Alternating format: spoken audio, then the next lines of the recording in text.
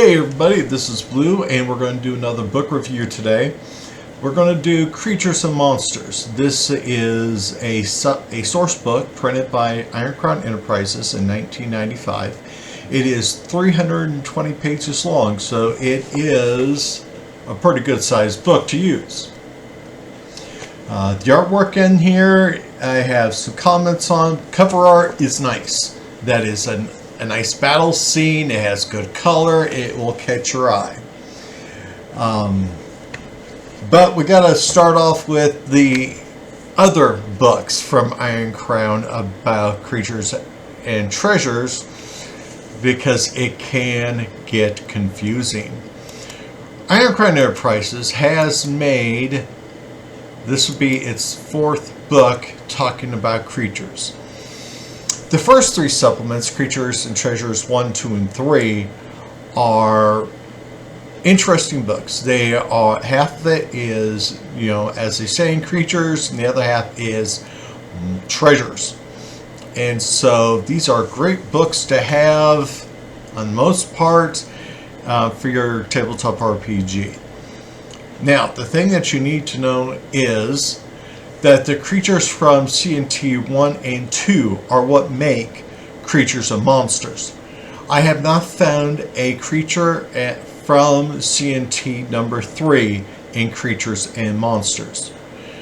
The reasoning, I believe, is this is when Rolemaster, Iron Crown Enterprises was starting to have some of their financial issues. And so there could be some legal issues of, no, you can't take it from here because you, whatever. They were going through some financial issues.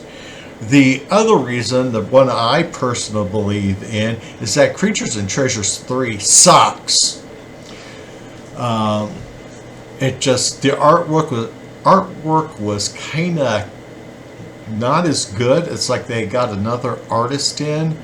And I just did not like Creatures and Treasures 3. So this ranks up there with RMC 6 on being crap. But, so the options are, you could either buy Creatures and Treasures 1 and 2 separately, or you can buy Creatures and Monsters and you would get the same thing. Okay? I kind of like the Creatures and Monsters layout because, like I said, it's pretty big. They have good descriptions for everything in here, and the stat blocks are pretty detailed. So, on that part, it's a good book. The bad thing about it was the artwork, actually, because they went overboard with some artwork, and it was just the size. In some pages they had a lot of artwork that was 2/3 of the page. There are pages with multiple large pieces of art, and so I think they overinflated the size of the book by adding way too much art. Now, it's important. It is very important to have the artwork in there because we're talking about creatures. We want to get a visualization in our heads on what does this thing look like. And so, yes, it was important, but still sometimes we'll see it when we go through it. Some of the artwork was just, I think, oversized, and that kind of took away from the book. Okay? So how about we now just go into it, and there we go. Like I said, now this is the PDF I bought. Why this one is black and white instead of color, I don't know. Details. Table of contents, you can see that they have plenty of creatures in here. They got a 2-pager here. But it just seems like everything was kind of spaced and fluffed, and so just wasn't very well. 3 pages, geez. it just seems like everything is kind of fluffed up a little bit too much. They give you a lot of information here on how they got the layout. Tells you, about level charts. They have in here, the speed chart is important. It really is. They got a lot of information on details so that you can incorporate this as a standalone into any tabletop RPG. It will help you understand it so you can convert it.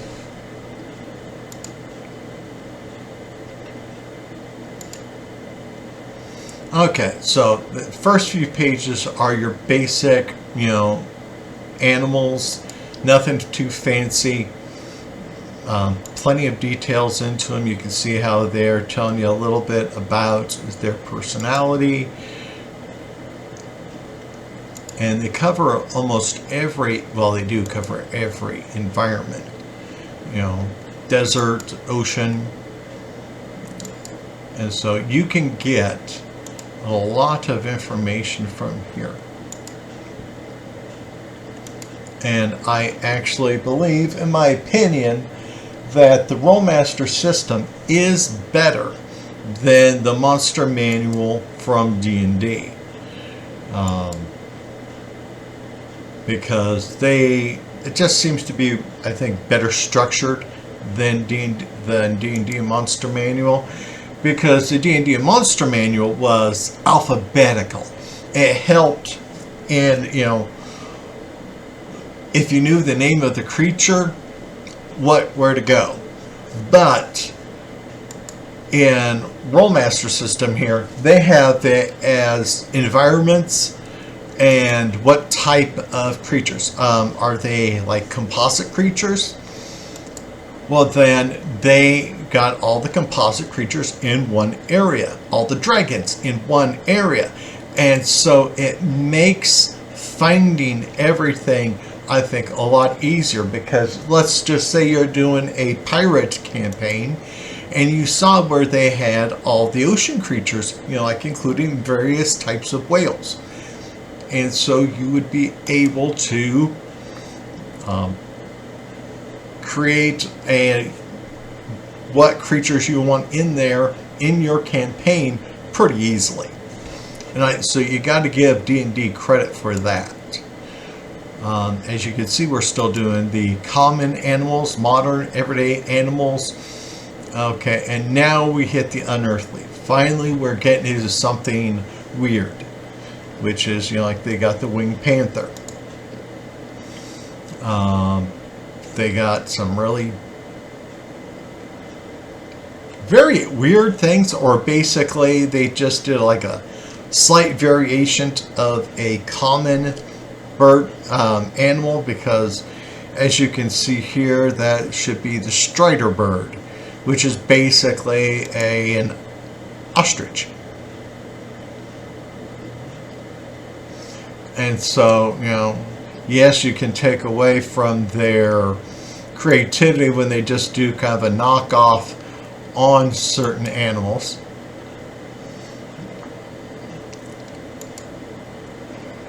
The giant slugs or snails.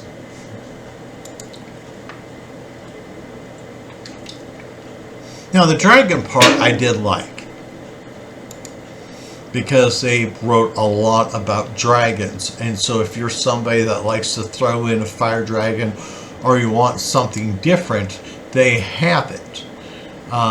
They got the dragons listed as elemental oriented, so like your earth, fire, water, and that. They do not do the metallics or colored. They do have some variant dragons, but they do follow basically just an elemental view. They do have some stats for the others. They got the minors, of course, but they got like the basilisk, the behemoth, various types of fantasy-oriented dragons. They got them. So it's it has a great deal of possibilities, because as you can see here, they have the dragonette and the fairy dragon, which would be two of the smallest dragons out there. And this is an example of an oversized image. Yes, it's an epic image. Yes, it's awesome and all that. But that's taken up a lot of space, and so that they can fill up pages talking about dragons. Not talking about any creature, really. Wyverns. Yes, I love wyverns too, but they just seem to, there's two images right there, filling up space, and, they still have empty space on this page. And so it just, I think, took away in some ways from the book.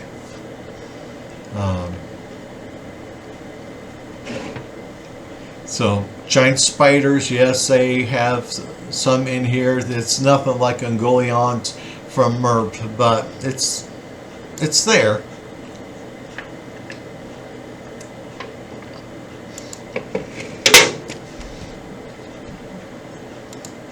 Like I said, if you look at the stat blocks here, that's a lot of information.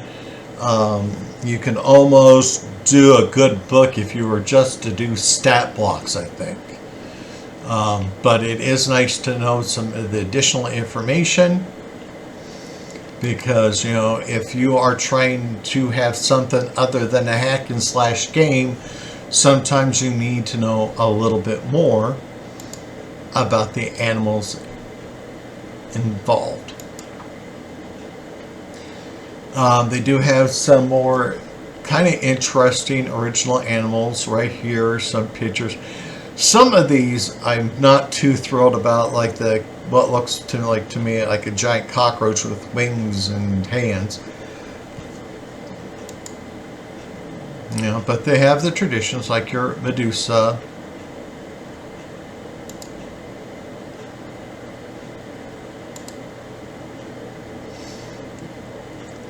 And sometimes I just feel that they could have turned like the Minotaur into a race instead of just a creature. But that, of course, is just my personal opinion.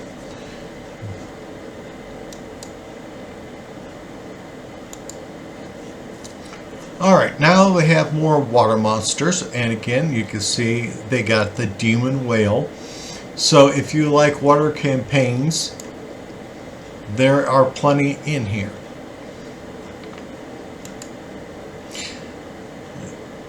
And you can again see how they got a lot of pictures. If, like the Pegasus, if there was a lot more pictures, just like the size of this Pegasus here, that I think would have been just fine. But unfortunately, they're not doing that. They got too many pictures like this and bigger that I think are taking away from the book. And I'm not going to go through individuals here. I might glance at one or two here, because with this being 320 pages, like heck if we want to go through every single one of them, because we'll be here for 2 hours.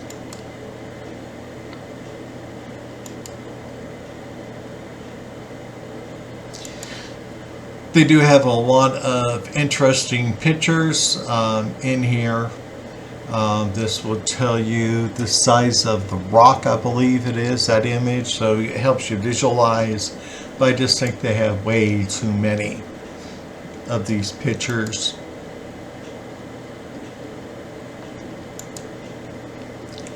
Okay. Constructs and golems. I like that part. And they do have quite a few in here, so that will help you in creating your world. Like in the world that I'm working on, I am going to be having elementals and constructs, but not as many as they're given options for. I just think that might be a little bit too much of it. And yes, you gotta laugh. eye entities, which you see right here. You know, that's kind of basically like your beholder. Companies gotta respect everybody else's copyrights, you know.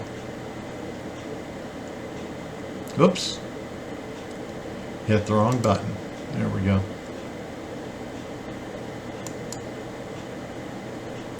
They actually spent a lot of space on demons.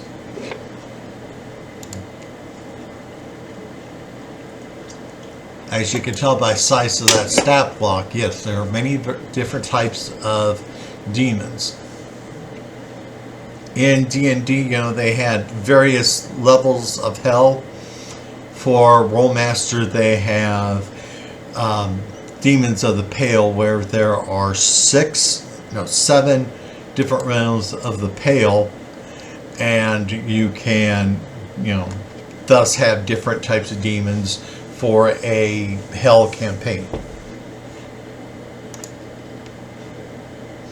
Then they go into the destroyers, the void.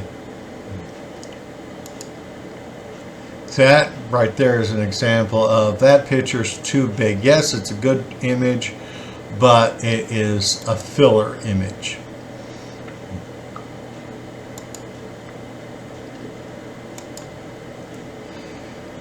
I forgot to tell you guys, Creatures and Monsters, as I said, was 320 pages. You can find it on eBay and on Amazon.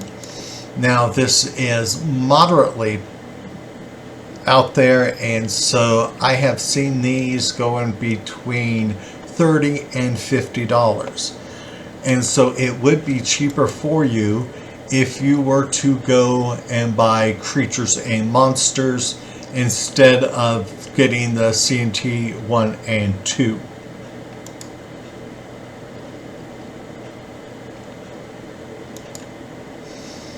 I am going through this page by page just to show you what type of content. You can, of course, you know, pause at any point in time if something seems interesting.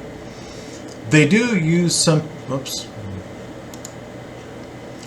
images from MERP, Middle-earth Role-Playing. This right here, that, you know, could be basically like your Nazgul if you were running out of uniqueness or imagination.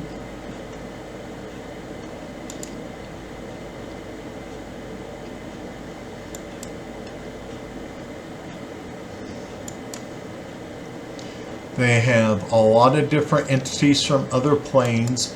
So if you are kind of wanting to do a multiverse or a lot of astral travel, you are able to do this with Creatures and Monsters. And remember, this is just strictly life forms. It's not like C&T 1 and 2 where they talk about treasures.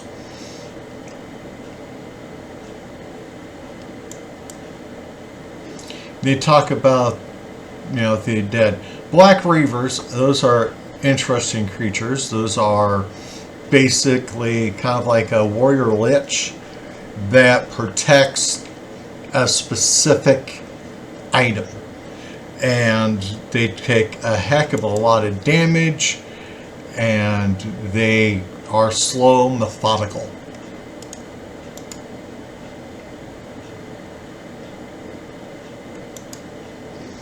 And here we see again where multiple images on pages, you know, like I said, it just acts like filler to me. This could have probably been reduced to a 200-page book if you got rid of half the images, in my opinion.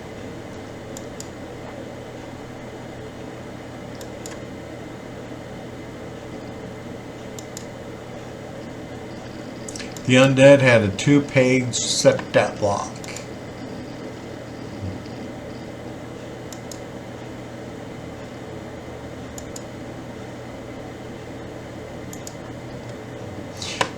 The scary thing, well, it's not scary, but I have not used a lot of the undead in my games, and so how well most of these play, I could not tell you.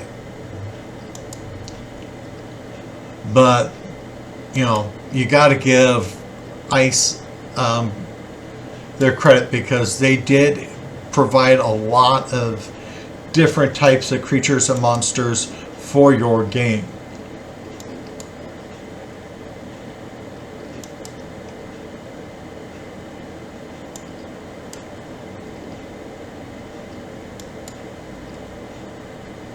I also never used a lot of shape changers. They got several pages here that talk about lycanthropes, shift changers.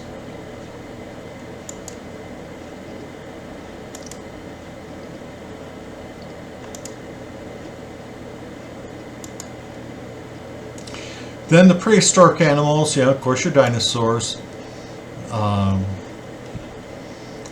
Not the greatest list, but they have some of the most well known, and that was it. Basically, if I remember right, it was 3 pages of dinosaurs.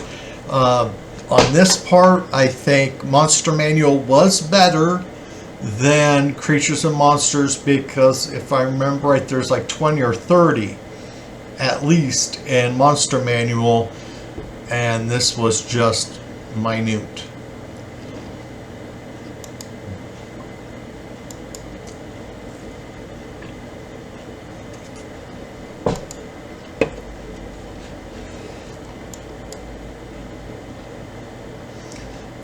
They got a lot of different plants in here, so that part's nice. Now we're starting to hit into the races.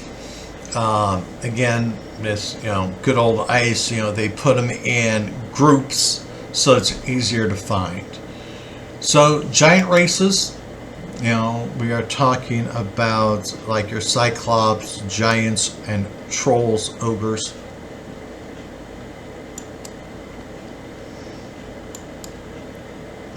And like I was saying, lots of artwork to fill up the page.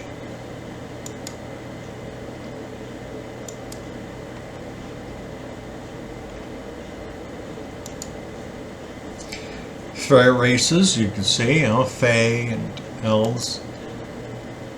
And it is my opinion that they did not put a lot of effort into this section, because there are, I believe, way more Fae and fairy folk in mythology, and they did not put, I believe, as much attention to it, because again, just a few pages and they moved on. But right there you can see there are 4 images on this, so if you took out the images, it would only take a half a page.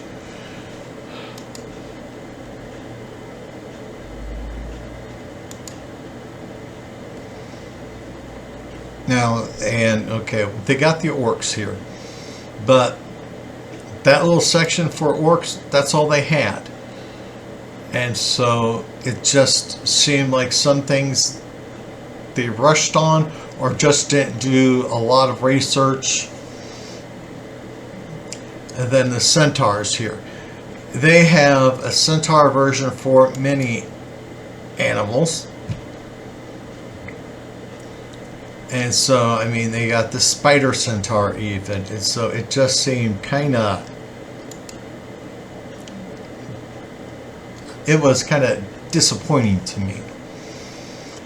And they have these unusual races. Some of them are pretty cool and all that. They got the Sharkmen, the Gratar, which you probably have seen on the other page. It's kind of like your bullywog for you D&Ders.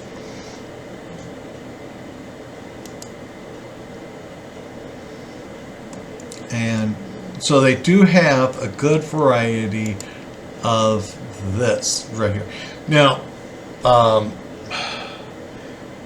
like I was saying, Iron Crown went through a lot of selling itself and closed the doors a couple of times. Rolemaster chapter has a book about cultures and races, the cultures and races underground. The information that we're looking at right now would be in those two books.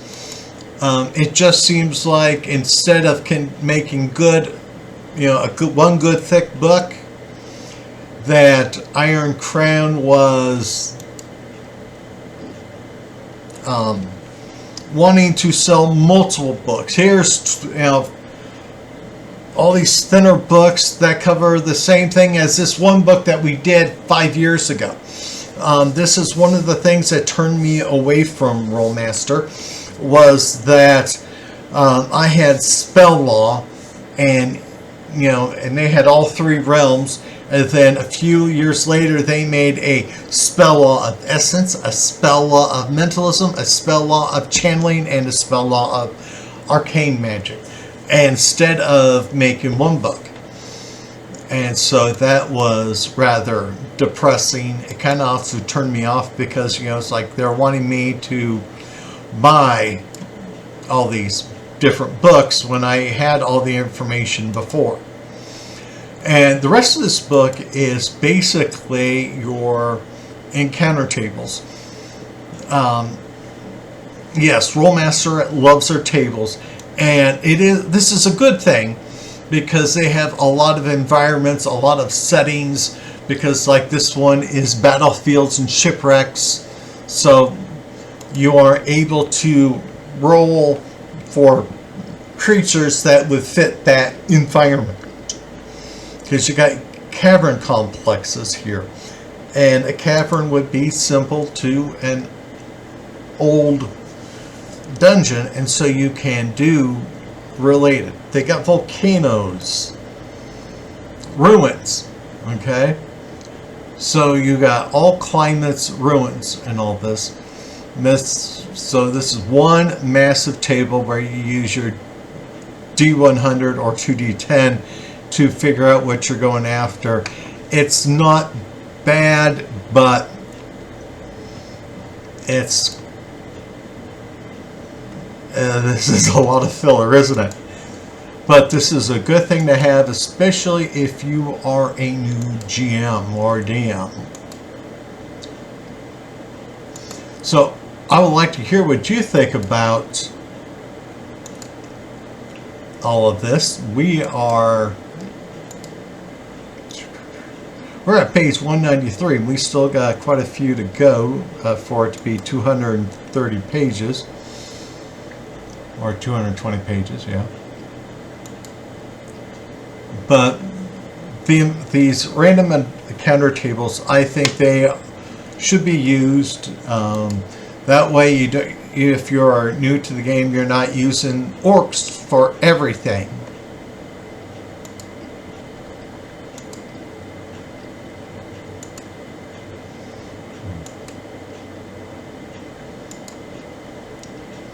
And then it gives you some information about creating your own monsters, which is not too bad. And the appendix of basic mythology of all the different creatures.